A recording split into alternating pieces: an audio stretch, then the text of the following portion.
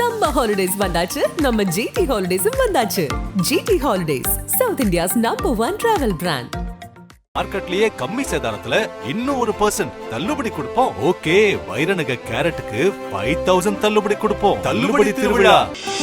ஆச்சி பாதாம் ட்ரிங்க். ஆச்சி பாதாம் ட்ரிங்க் ஒன்னு வாங்கினா ஒன்னு ஃப்ரீ. தூத்துக்குடி மாவட்டம் சாத்தான்குளம் அருகே அமைந்துள்ளது அரசர்குளம் கிராமம். இந்த பகுதியைச் சேர்ந்தவர் சிவாஜி கணேசன் என்ற சைலு.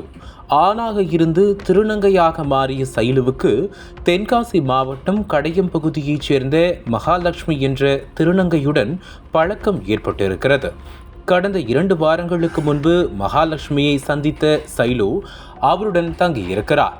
இவர்களுடன் சேர்ந்து சுமார் 20க்கும் மேற்பட்ட திருநங்கைகள் அதே பகுதியில் வசித்து வந்துள்ளனர். பகலில் தொழில் நிமித்தமாக வெளியே செல்லும் திருநங்கைகள் மாலையில் வீடு திரும்புவது வழக்கம்.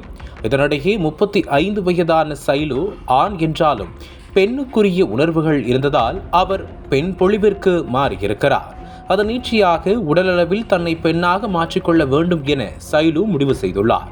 இதற்கிடையே கடந்த மார்ச் 6ஆம் தேதியன்று ஆலம்குளம் அரசு மருத்துவமனையில் திருநங்கை சைலு மர்மமான முறையில் இறந்ததாக கடையம் காவல் நிலையத்திற்கு தகவல் கிடைத்துள்ளது.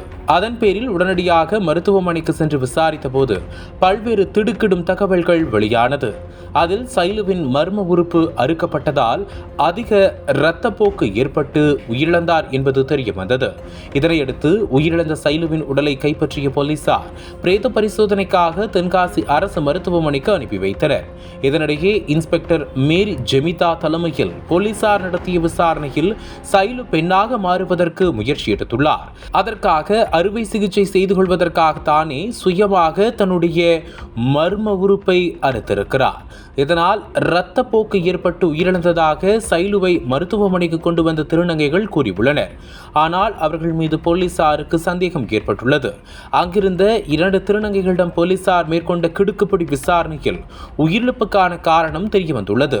சம்பவத்தன்று அதிகாலை நேரத்தில் சைலு தனது மர்ம உறுப்பை அறுக்க வேண்டும் என்ற முடிவிற்கு வந்துள்ளார். அதற்கு உடந்தையாக இருந்த திருநங்கைகள் மகாலட்சுமி, மதுமிதா ஆகியோர் கூரான ஆயுதத்தால் சைலுவின் மர்ம உறுப்பை அறுத்துள்ளனர்.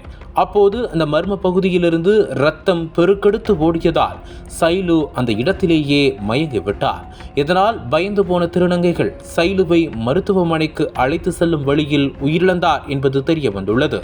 இதனையடுத்து மகாலட்சுமி மற்றும் மதுமிதா மீது வழக்கு பதிவு செய்து அவர்களை நீதிமன்றத்தில் ஆஜர்படுத்தி சிறையில் அடைத்தனர்.